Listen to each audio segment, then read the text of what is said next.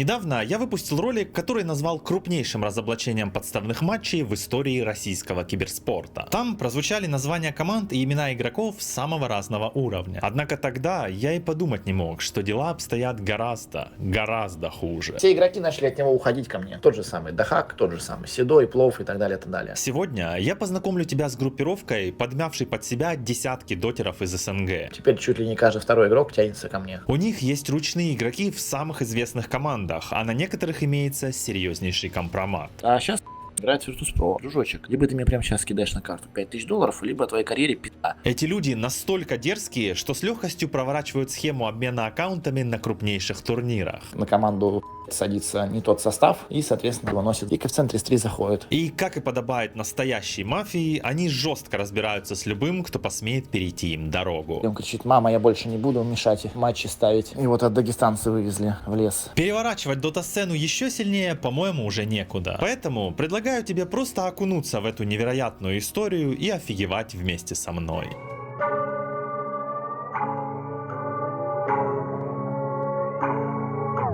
Для начала хочу заявить, что поскольку в данном ролике будет множество громких имен, то все сказанное является моим оценочным суждением. И я никого ни в чем не обвиняю. С этим разобрались, теперь к сути. В прошлом ролике я в деталях рассказал про 322 группировку Антона Монетина. Если ты вдруг не видел это расследование, то обязательно ознакомься, очень пригодится для понимания контекста. Стоит сказать, что в том ролике есть ряд неточностей, потому что я сам не особо представлял, как работают некоторые моменты в 322 мафии. Благо, после выхода расследования Антон самолично пришел на стрим к одному восходящему рэперу и обо всем рассказал. Ну, точнее как, большую часть стрима он пытался отмазать своих купленных игроков и втирал какую-то дичь про создание комиссии против подставных матчей с ним во главе. Однако из всего потока информации мне удалось выудить кое-что полезное. Начну, пожалуй, с того, на чем закончилось предыдущее расследование, а именно с разных схем заработка мафии. Некоторые зрители не очень поняли, в чем смысл создания минусовых аккаунтов букмекера и зачем их вообще кто-то покупает. Что ж, здесь все просто. С минусового ака можно легко вывести деньги, заработанные на 322. Минусовым аккаунтом служба безопасности, особенно в Китае, не приколебливается. У тебя есть аккаунт условно в минус $5000, значит ты с этого аккаунта можешь вывести примерно $5000. В среднем один человек за 5 дней может сделать минусовой аккаунт в $3000. Его себестоимость на рынке продажи $300. Возникает логичный вопрос. А нафига мафии вообще подставные матчи, если можно клепать минусовые аки на постоянке и без риска? Ответ банален. Все дело в прибыльности подставных матчей, особенно когда речь идет про высшую лигу. За один матч первый дивизион DPC любой ты можешь получить 15-20 тысяч долларов. Другими словами, создание минусовых аков обычно получают мелким сошкам или тем, кому не доверяют важную инфу. Ведь если человек окажется подосланным агентом, он и слить-то никого не сможет. Если же мафии неохота связываться с лишними исполнителями, то такие аки просто покупают. Тем более, что в их распоряжении имеются гораздо более прибыльные схемы. Например, мафия сажает проигроков на фейк-аккаунты, с их помощью проходит квалификацию на какой-нибудь тир-2 турнир, а потом продает этот слот вместе с аккаунтами. 5 фейк-аккаунтов садятся, играют в квалификации, там играют сильные игроки, они выигрывают эту квалу, и слот потом продается кому-то. Помимо этого, крайне прибыльным занятием является создание 322 турниров. Особенно просто, эта схема проворачивалась года 3-4 назад, когда Ликвипедия добавляла к себе все подряд. Раньше на Ликвипедию у меня есть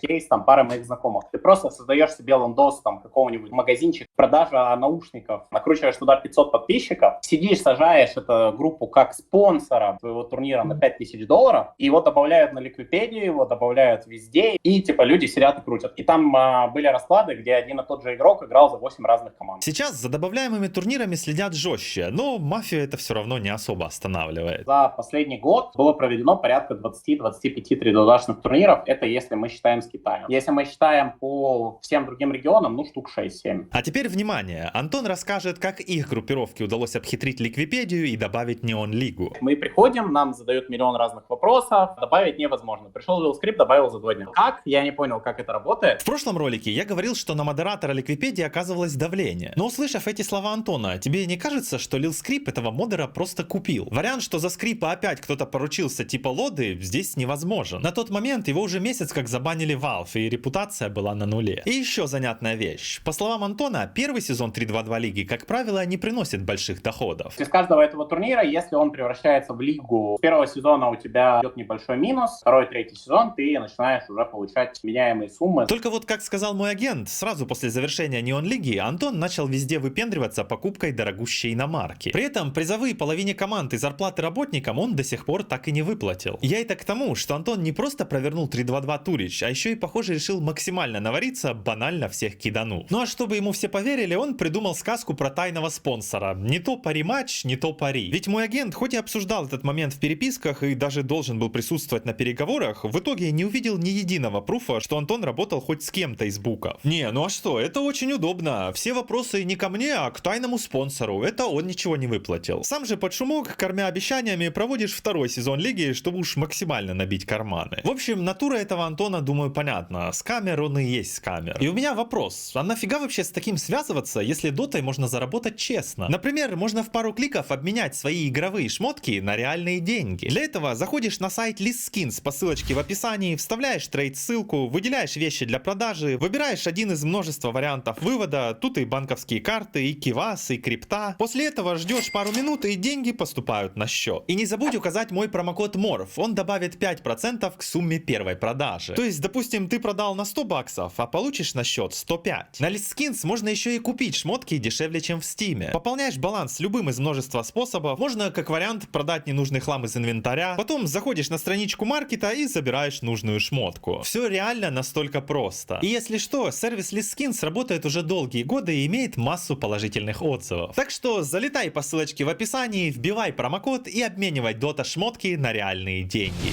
Наибольшей ошибкой моего прошлого ролика было назвать Антона боссом мафии. На самом деле у него две основных задачи. Первая — это ведение мафиозной бухгалтерии. Я человек, который умеет оформлять документы, умеет заниматься там счетами, переводами и всем остальным. Через там, не знаю, счета на Кипре проводил финансы, которые невозможно вывести по-другому. Вторая задача Антона — это медиа, пиар и ведение переговоров. Каждый раз, когда люди косячили, я сидел и пытался выправить эти моменты. Общался с менеджерами команд, у которых мы арендовывали слоты. Сидел в медиаполе, скидывал дополнительные новости, вбросы и так далее. Выражаясь терминами мафии, Антон является не боссом, а консильери. Это главный помощник и советчик босса. Он обычно в курсе всех делишек. При этом проставление денег на букмекерках в круг обязанностей Антона не входило. Для этого были отдельные люди. Непосредственно темой 322 беттинга, сидеть там миллиарды долларов в лиге китайских конторах, я никогда так не делал, но это и не моя задача. Но почему же в таком случае Антон постоянно что-то ставил через моего агента и прочих людей? Не я единственный был такой, еще там было пару человек. А тут все, в общем-то, просто. Являясь консильери, Антон имел доступ к закрытой информации. Плюс ему иногда платили за работу этой самой информацией. Другими словами, это не мафия давала ему задачи делать ставки, это он сам так зарабатывал. У тебя информация на матч, ты сидишь и просто там из своих финансов. Но если Антон является лишь помощником босса, то кто же всем заправляет? Что ж, я нашел этого человека.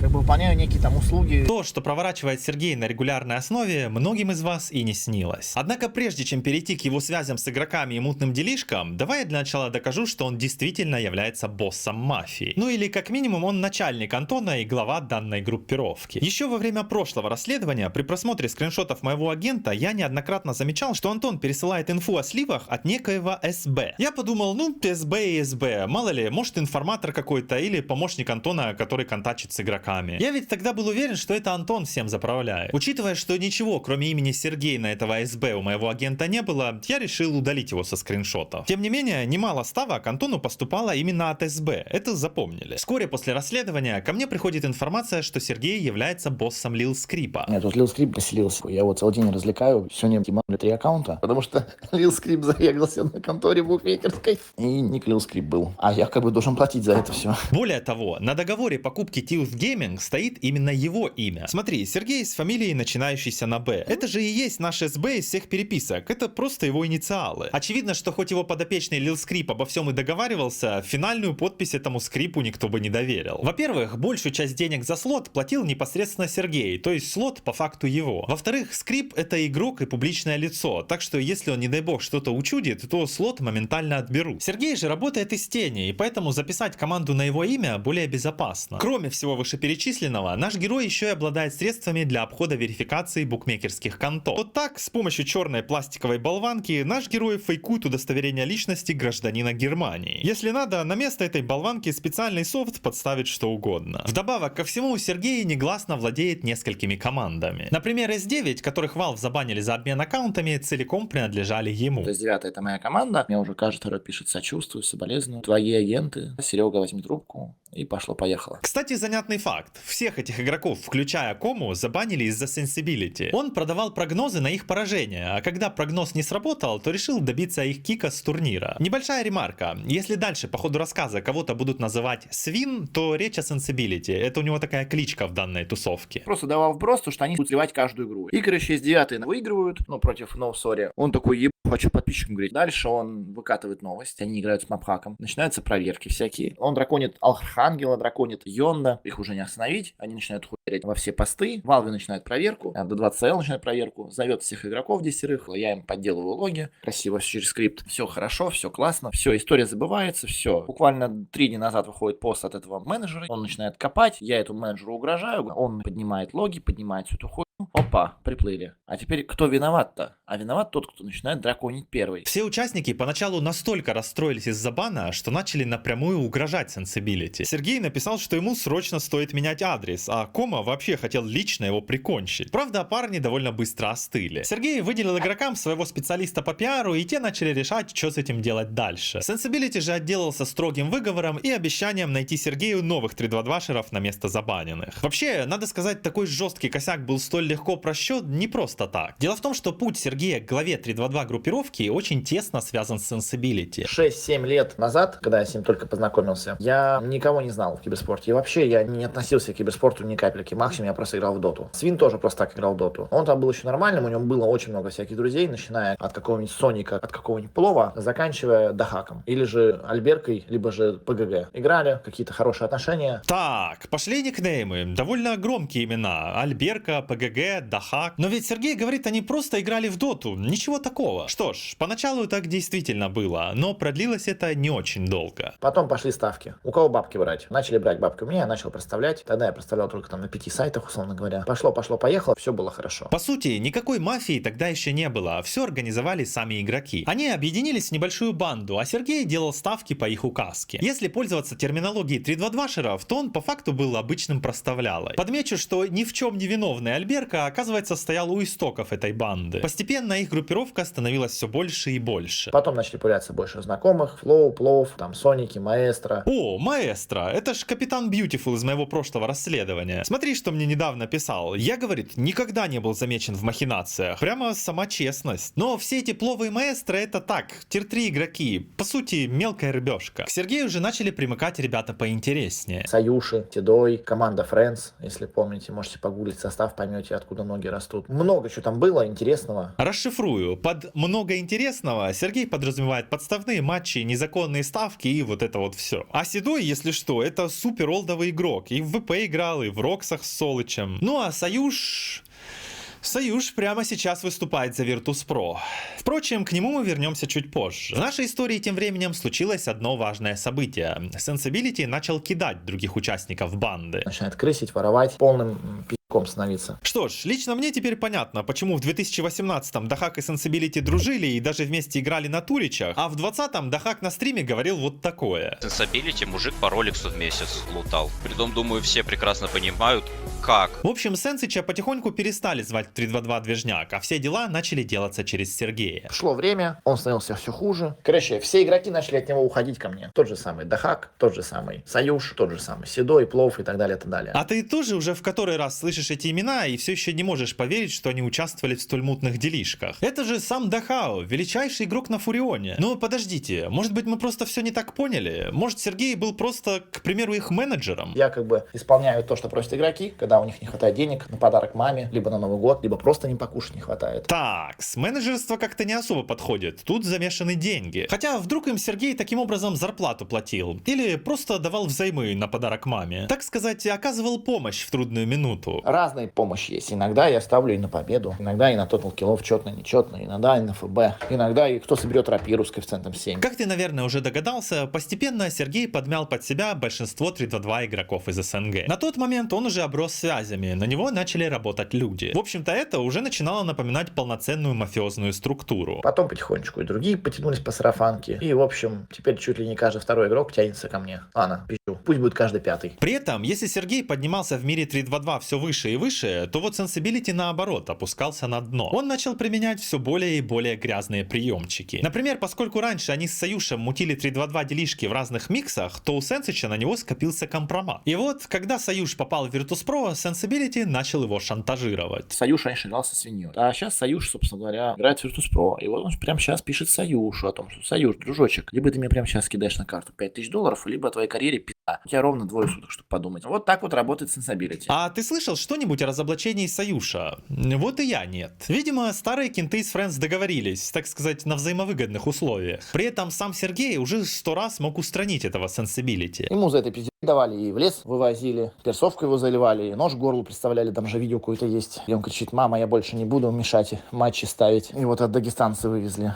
в лес. Однако, хорошенько поразмыслив, босс решил оставить Сенсича в игре. Он — это просто черная реклама, черный пиар. Пока существуют такие дебилы, как он, существуют такие хорошие ребята, как я, с которыми идут, обращаются адекватные люди, и я им помогаю. Ладно, Морф, это все, конечно, замечательная сказочка на ночь, но где, собственно, 3-2-2 матчи? Что ж, не переживай, их у меня в достатке. Просто сначала я хотел рассказать, кто вообще такой Сергей и с кем он создавал свою 3-2-2 группировку. Кстати, в сборе информации на Сергея мне очень помог информатор. Только в отличие от агента, работавшего простым дизайнером, информатор имеет статус повыше. По этой причине Сергей присылал ему только стопроцентную инфу, никаких там арков, предлагающих обыграть ТСМ. Предлагаю, как и в прошлом ролике, идти по нарастающей. Матч Хоту Beautiful из СНГ квалификации к DPC. Первая карта — победа Хоту. Здесь Сергей еще скинул пруфы из китайских контор. В общем, на этот матч он конкретно так проставлялся. И раз уж я вспомнил тот матч, мне после прошлого ролика Раксус написал, это который за Хоту и Изикатку выступал. Говорит, он мой давний фанат, а я его взял и оклеветал. Он же всю жизнь от 3-2-2 отказывался, хотя 100 раз предлагали. Не, ну конечно, давний фанат же не будет врать и сливать матчи, правда? Жаль, только в доступе у Антона были скрины от самого Раксуса, продавшегося с потрохами. Вот итоговая стата второй карты, это когда Хоту внезапно проиграли. 1.15 на Рике от Раксуса, это, конечно, просто совпадение. И давай, пока мы находимся на уровне тир-3 команд, я расскажу про еще одного завербованного игрока. В прошлом расследовании я как-то упустил этот момент, но в сообщениях Антона периодически мелькал некий Федя. Я уточнил у агента, и оказалось, что речь про Вильхиора. Паренек, на секундочку, успел поиграть за Нави и Team Spirit на пике своей карьеры. Сейчас же Вильхиор не просто переписывается с Антоном, они периодически проводят время вместе и тусят в реале. А знаешь, чем занимался Вильхиор на Неон Лиге? Он самолично собрал команду Uber Tilt и выступал за нее в роли капитана. Плюс в переписках упоминается ситуация, где во время тусы Антона и Феди девушка последнего потеряла новенький iPhone. Мой агент еще пошутил, мол, вот, как раз повод Вильхиору подзаработать. Ну а когда Лил Скрипа забанили Valve и тот хотел на эмоциях слить всех замешанных, Антон сказал в первую очередь не трогать Федю. Ладно, вернемся к Сергею и моему информатору. Инфу о сливе команды Stormcat из все той же СНГ Квалы он тоже получил. Но это мы все видели и с Антоном. Давай лучше кое-что новое покажу. На твоем экране массовые сливы из старого состава Изикатки в 5-м сезоне EPL. Здесь 3 разных матча против абсолютно разных соперников. Вот их состав на том турнире. Супернова, как мы уже знаем, принадлежал Сергею и позже получил бан от Valve. Desperate сама организация кикнула в январе по подозрению в сливе. Вообще, исходя из их составов, у меня складывается впечатление, что кто-то в руководстве Изикатки был в курсе происходящего. Смотри, вот их октябрьский состав. Читак Лефитан, Лукас из YNT и Близзи, которого 100 раз обвиняли в 3-2-2. Да тут, блин, настоящая комбо. Напомню, что по словам Антона, в новом составе Изикатки на Неон Лиге вообще все игроки сливают. Они просто не смогли договориться по условиям. И вот тут на ум приходят слова нашего консильерия о прибыльности дота команд. Содержание команды — это черная финансовая дыра. Она сидит и засасывает деньги. То есть ты сидишь, создаешь команду, ты платишь игрокам зарплаты и т.д., и команда плюс-минус начинает быть жизнеспособной с точки зрения финансов на момент, когда ты переходишь, где-то на уровень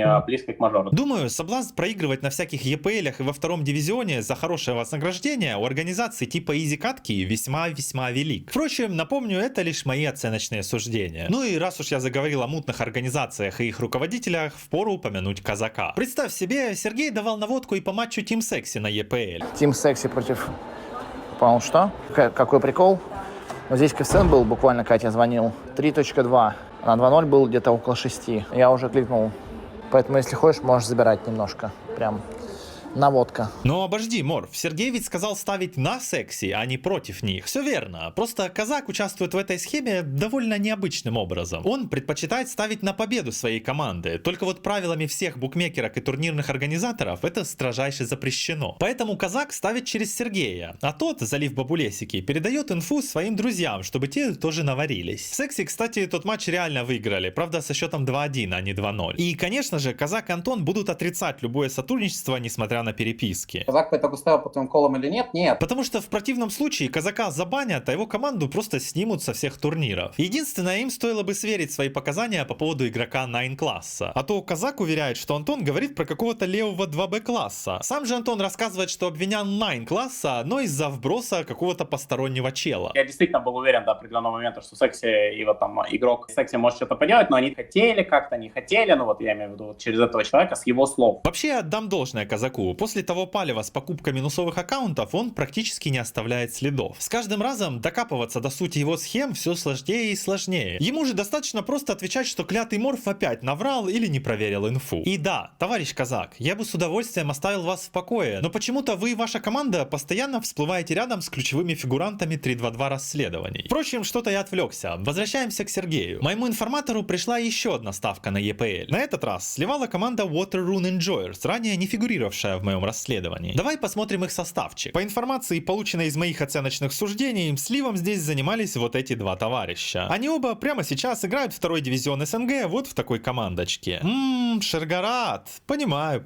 Идем далее. Мой информатор получает инфу по Гидре на D2CL. И в отличие от того, что давал Антон, здесь фигурирует отданная ФБ сразу на двух картах против ВП. Предсказуемо первую кровь оба раза отдавал Лефитан. Однако на этом моменте я призадумался. Информатору ведь приходили только 100% ставки. Почему Сергей был настолько уверен, что случайно не отдастся кто-нибудь из соперников? И тут меня осенило еще одним оценочным суждением. Да у Сергея же в Virtus.pro сразу несколько купленных игроков. Смотри, оба ФБ забирались при непосредственном участии Комы. Лефитану просто надо было указать, на каком тайминге он подставится. При этом Союз, старый товарищ Сергея с давних времен, следил, чтобы в легкое ВП не отдались раньше времени. Но стоп, остается же еще Сквадикс в миде. Что ж, вот фрагмент из переписки Сергея с кем-то, утверждающим, что даже если Сенсич сольет Союша и того забанят, то в ВП останется еще один свой человек. И это было уже после бана Комы. Ну ты понял, 3 агента в одной из крупнейших киберспортивных организаций СНГ. Хотя, может, это лишь куча совпадений, фейковые переписки и полет моей фантазии. Вы сами решайте. Организации Virtus.pro же я скажу следующее. Если вы не хотите фигурировать в подобных расследованиях, то не надо брать в состав мутных типочков. Особенно, понимая, что исход с баном этих ребят вполне себе вероятен. Ты берешь просто любого манагера, каждый знает про то, что кто-то что-то делает, как-то что-то делает, то есть вот эта вся история с Virtus.pro. Такому ушел, вот тем, что его забанили, это про то, что потенциально может быть такая ситуация, знали все, абсолютно каждый. С ВП вроде бы разобрались, давай вернемся к Гидре. Еще помнишь это мягкое признание Лефитана после прошлого расследования? Он якобы ставил только на свою победу, а про читы там и ни слова не было. Что ж, вот тебе переписочка Сергея и Антона прямо перед игрой, когда Лефитану выдавали апсервера. Ладно, этот корабль и так уже пошел ко дну, но что там с другими бойцами Гидры? Сейчас покажу интересное сообщение от Сергея на этот счет. Оказывается, он занимается разными запрещенными делишками в реале сразу с 3 участниками Гидры. Лефитан, Дюрара... Интересно, кто был третьим? А по Клауду из Гидры я знаешь, что нашел? Он в списке забаненных еще с 21 года висит. Жаль, только ивент был не отвал. И ты не поверишь, за что он тогда отлетел. Его команда предложила сопернику 3-2-2-шнуть прямо на лане. Об этом узнали судьи и выписали всем перматч. Впрочем, действительно, Морф, где доказательства? Все игроки Гидры чисты как стеклышко. То, что группировка Сергея конкретно так заливала на Гидру, а коэффициенты все равно были в пользу Айви, ну это так, просто совпадение. Кстати, тот матч Сергей присылал и моему информатору, то бишь уверенность была 100%. Думаю, если бы игру не отменили и Гидру бы не забанили, мафия бы потеряла кругленькую сумму. Так что дело тогда было в минимизации потерь, а не в каком-то там давлении от букмекеров, заподозривших 3-2-2. И нет, со сливами команд из первых дивизионов дивизионов мы еще далеко не закончили. Конечно же, Сергей присылал инфу и по Knights, и по Dawn Gaming, но после их бана от Valve это все не особо актуально. Зато у меня есть новая инфа по Америке. Ты же еще помнишь, что Бейт остались в первом диве благодаря сливавшим тилтам? Так вот, оказывается, и второй соперник, у которого Дэнди смог выиграть в том сезоне, также сливал. Зацени-ка экспрессики, заходившие на Бейт. Чисто коэффициенты 5 и 9 с 2 матчей. Вот состав Альфы, если кому интересно. Особых неймов не наблюдается. Однако не переживай, главного нейма Америки я без внимания не оставлю. На то, что Sunlight участвует в 3-2-2, мне указали сразу 3 разных источника. При этом, когда про него спросили Антона, ответ был следующим. Я никак не буду комментировать данную ситуацию.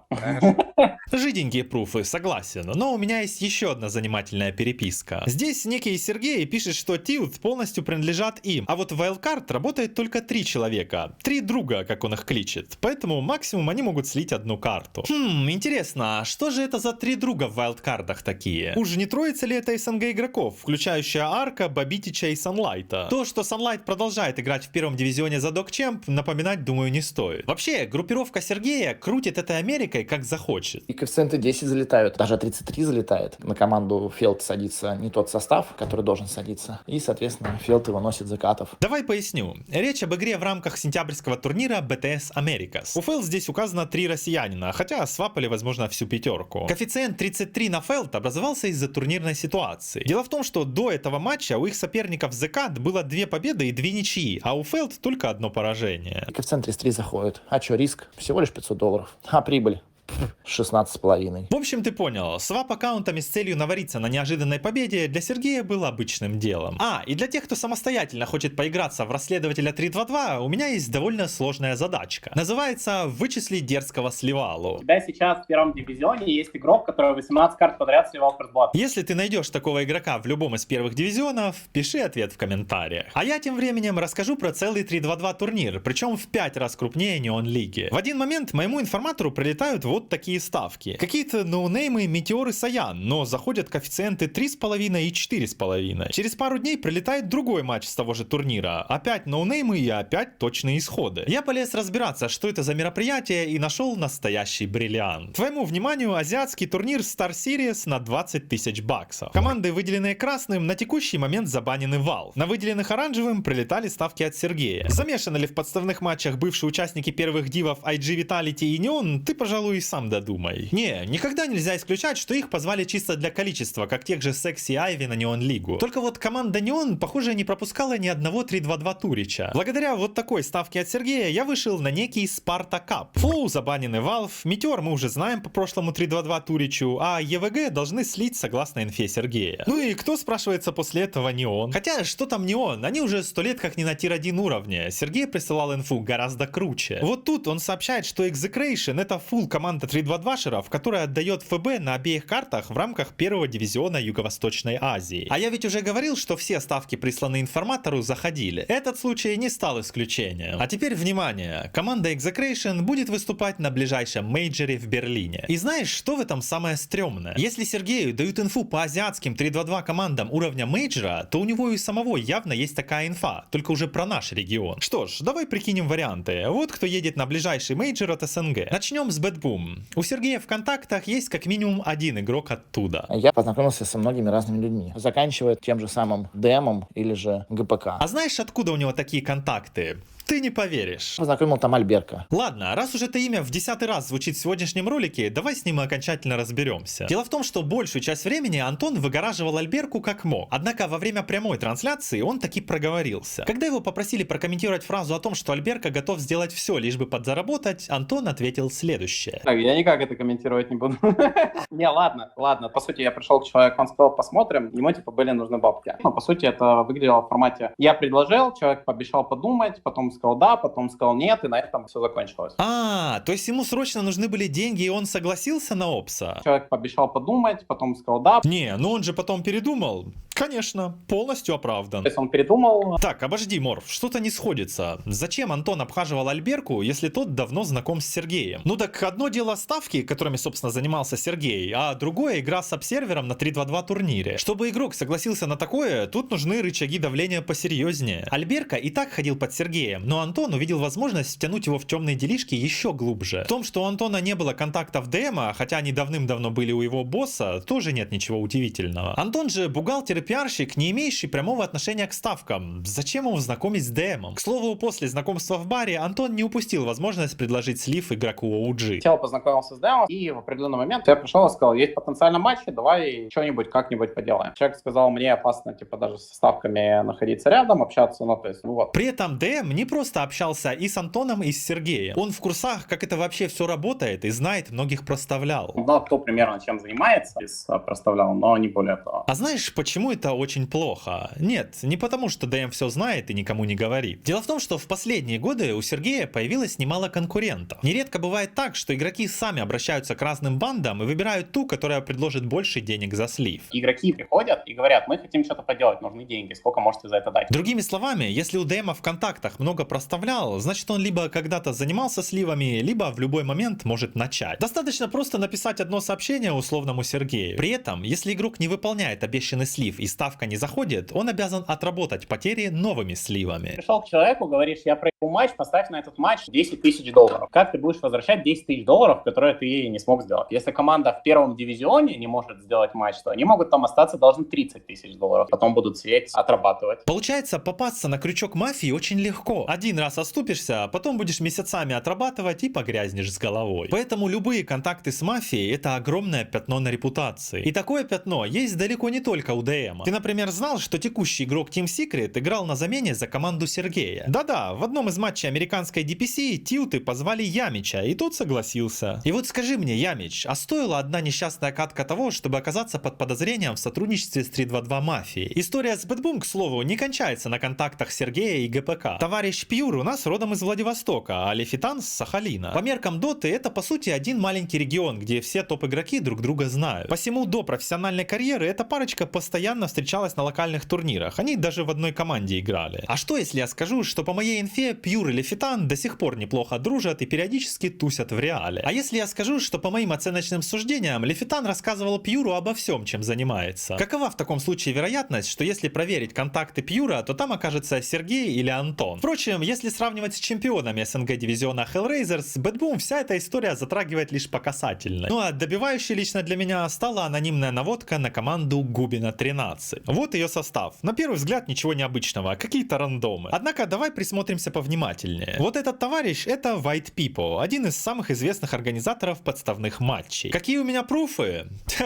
История White People вообще может потянуть на отдельный ролик. Хотя по моей инфе сейчас он отошел от дел. В любом случае, на момент игры в Губине он был глубоко в теме 3.2.2. Идем далее. О, а кто это тут у нас? Это же ни в чем не виноватый и ни разу не сливавший Альберка. Кто вот этот чел, я не знаю, но зато дальше... Бинго! На Донбрейкере у нас играет Дюрара, партнер Лефитана из Гидры. Однако главное, знаешь, кто оказался последним в этой вомба-комбо команде сливал? Это нынешний игрок Hellraisers Антарес. Как говорится, сушите весла, мы приплыли. Причем Антарес за эту командочку отыграл далеко не один матч. Если посмотреть на его самых частых тиммейтов, то кроме White People, Альберки и Дюрары, тут, к примеру, внезапно обнаружится Плов, который сейчас играет под ником Нисаш или Штык. Это тот самый Плов, о котором Сергей не раз упоминал по ходу сегодняшнего ролика. Так что, фанаты Ашеров, у меня для вас плохие новости. По моим оценочным суждениям, Антарес является жестким 3.2.2-шером. Слушай, а давай чисто для интереса представим самый пессимистичный сценарий. Допустим, все, кого я упоминал по ходу этих двух расследований, действительно мутят делишки с мафией. В таком случае первый дивизион СНГ будет выглядеть вот так. Не знаю, как тебя, но меня такая картинка ужасает. С другой стороны, как ты, наверное, уже понял, на самых громких фигурантов данного ролика, вроде Рамзеса, ДМа, Дахака и Саюша, у меня нет жестких пруфов. Есть лишь слова главы мафиозной ячейки, да и то он таковым является с моих слов. Жаль только он с подозрительной точностью давал исходы совершенно разных матчей в различных регионах. А еще он знает, как обхитрить букмекеров, и именно он купил слот Tooth Gaming. При этом большая часть его прогнозов воплощалась либо известными 322 игроками, либо вообще теми, кого позже забанили Valve. Но знаешь, если тебе так будет легче, представь, что всю эту историю мы выдумали с каким-то левым Сергеем. Все совпадения с реальными командами, игроками и событиями просто случайны. Пойми, у меня нет задачи кого-то заклеймить 322-шером и уж тем более забанить. Я не Valve. Я лишь доношу информацию и надеюсь, что будет сдвиг в правильном направлении. Кстати, об этом. А что, собственно, будет дальше? Ставит ли сегодняшний ролик точку в истории с подставными матчами? Однозначно нет. Скорее в воздухе повис огромный знак вопроса. Если можно обменяться аккаунтами на любом турнире, если по крупнейшим ланам регулярно ездят 322-шеры, я хочу понять, а не является ли фарсом вся эта штука под названием профессиональная дота-сцена? А вдруг окажется, что я посвятил половину своей жизни на величайшую постановку в истории человечества? Факт дня. Организаторы нашей DPC-лиги из Paragon передали всю имеющуюся у них информацию по Лефитану в Valve и ожидают дальнейших указаний.